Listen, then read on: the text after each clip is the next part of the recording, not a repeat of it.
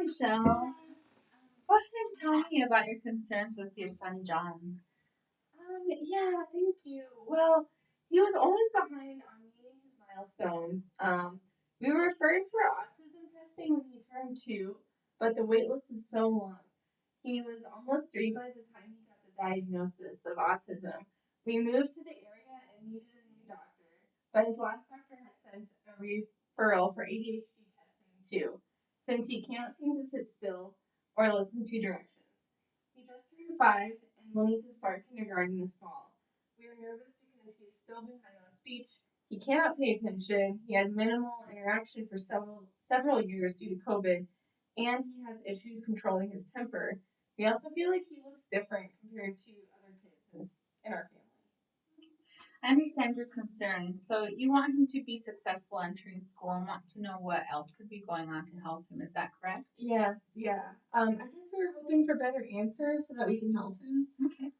So what are some things that you feel look different from his cousins? His face is thin and long, and nobody has large ears like he does. Okay. I also noticed those things. I actually wanted to talk to you about your family history that we got from our last visit when I met John. Mm-hmm. So if you take a look, it looks like a family tree, but it has medical information on it. Mm-hmm. So this is John, and he has autism. Mm-hmm. And then you're his mom right here, Mm-hmm. and you have ADHD. Mm-hmm. And then if you keep following it back, your sister has had some fertility issues, Mm-hmm. and she has one son who also has autism. Yeah. If you follow that back, your paternal uh, grand grandfather has severe anxiety. Okay. Yeah. So looking at the family history plus his facial features, so that large forehead, the prominent chin, he has those large protruding ears. When I looked at his bones and joints, his joints were very flexible, and he also had flat feet. So all those symptoms plus the family history and the autism diagnosis have me thinking about something called Fragile X syndrome. Fragile X syndrome is an intellectual development delay that is genetic. And many times kiddos get diagnosed with autism because they have similar presentations. Um, so how come my son would have this Fragile X syndrome that you're talking about? So, Fragile X syndrome can be tricky to identify since it can be mild to severe, and it also presents differently if they're a boy or a girl. Mm-hmm. So, I kind of just wanted to show you this. So, this is a genetic disorder, so it just gets passed down through generations. Okay, and they call it Fragile X syndrome because we have genes and chromosomes that make up who we are. One of these chromosomes is called the sex chromosome, which either looks like an X and a Y, which makes you a male, or an X and an X that makes you a female. They call it Fragile X because there's a defect in one of these X's. Okay. So it just kind of gets passed through generations. Men can pass it down to daughters, and women can pass it to either sons or daughters. Okay. So, are you saying other family members, including like my husband, could have this, but it's not as severe as my son? Usually, yes, that's how it happens. It also can just be completely random. Nobody in the family could have it, but because of the family history of the anxiety farther back on the maternal grandfather, and then your ADHD and your sister's fertility issues, it has me thinking more about the Fragile X possibility, or even a slight variation in this X called a premutation.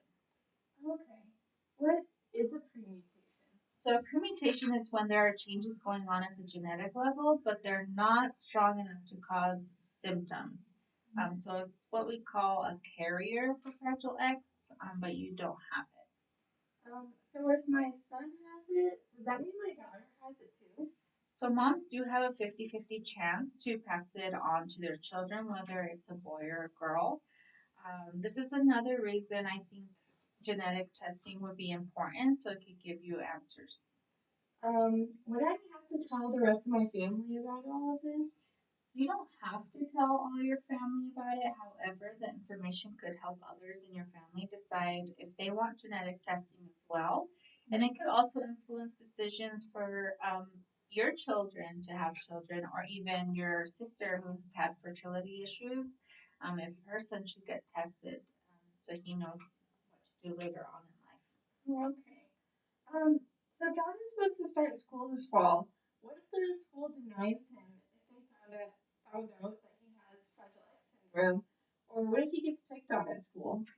So the school district you're looking at actually has great support services. They have a webpage on their website that helps provide information for parents. They Mhm. also offer monthly development screenings so they can help create an individual plan for kiddos so they can be successful. Mm, I feel like this is all my fault then. I'm the one who passed it on to him. I had no idea. I wish I had known. Maybe I could have stopped this from happening to him. I understand your concerns. I want you to know this is nobody's fault. Placing blame is very common in situations like this. However, we never got to choose what we pass on to our children. Thank you for that. But I'm scared my family is going to blame me. I come from a very religious family, and they have tried convincing me into spiritual cleansings when I was pregnant, but I never listened to them or wanted to do I definitely understand that concern, and I would be happy to do like a family visit. That way, we can all talk about it and get answers we need. So, Fragile X syndrome is something that happens at the time the baby starts to be formed. There's nothing you did or didn't do during your pregnancy. And that's why I believe you could benefit from additional genetic counseling before making the decision to test or not. Not knowing the answers can be very helpful. However, finding out genetic information can sometimes cause people to put blame on themselves or others. It can cause feelings of guilt or even denial or anger amongst the family. So I think it would be great to talk to a genetic specialist, especially one who specializes in Fragile X syndrome. Would that be okay with you? Yes, I would appreciate that. Maybe that would help with what I'm feeling right now. Of course. I will go ahead and put in the referral for you. I also want to talk some more about what a diagnosis of Fragile X would look like. Do you have time for that today? Yes, I'm just scared, but I want to know what could be going on with John. I definitely understand. So you have spent years wondering how you can help your son, and by doing genetic testing, we can get better answers. Mhm. Having a diagnosis is not a bad thing. It can actually provide answers to help him the most we can. So I like to use a house foundation as an example. So you have the foundation of a house and the house on top of it. So say you have a window causing you some issues, you call someone in to help you fix that window. Mhm. And then you have a gutter issue, so you call a specialist in for that, and they start addressing that issue for you. But then things just keep popping up, and you're not sure why. You keep fixing or addressing certain things, but Mhm. we never looked at that foundation. So Mhm. that genetic testing would help us look at that foundation and kind of approach it differently. Okay, that makes sense. Um, Yeah. I think it's also great to approach this like a team, so we could have therapies like behavioral, speech, physical therapy. We could also add medications if needed. With school and family support, we can also improve his outcomes. Are there any community or religious groups you're part of? well, we just started to attend the Taproot Church. Okay. So that church actually has a great support, parent support groups for kiddos who are struggling either academically due to genetic issues or just struggle in general. The local gym has also started a new program founded by a local mom with a 4-year-old son who has an intellectual delay and wanted to build community support. They meet weekly. It's free to attend. They help do activities together like sports, arts. They just help talk to each other and give each other ideas on how to help at home and school. I know this is a lot of information to take in, and I want you to know that I would also be part of your team and John's. And there are also several National Fragile X Foundations online that we can get you connected with, depending on the results. does this testing cost? So you have private insurance. So they should approve it. I would send the information off to get pre-approval. They don't approve it for some reason, out of pocket, it is $250 to $325. Um, but it should get approved as long as I select one of the labs they work with. If not, I would also look into Medicaid for expenses, as I see that he has the diagnosis of autism and you're also not working, so that will lower your income. That will be helpful. I will get online and look at the application for Medicaid.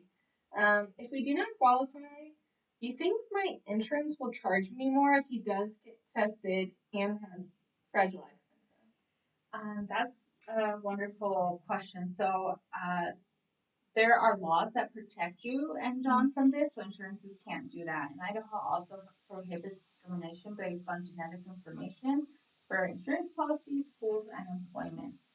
Well, thank you. Well, that's really reassuring. So what does the testing look like? So it's a blood test. We would draw one tube of blood from him and have it sent to the lab for Fragile X syndrome.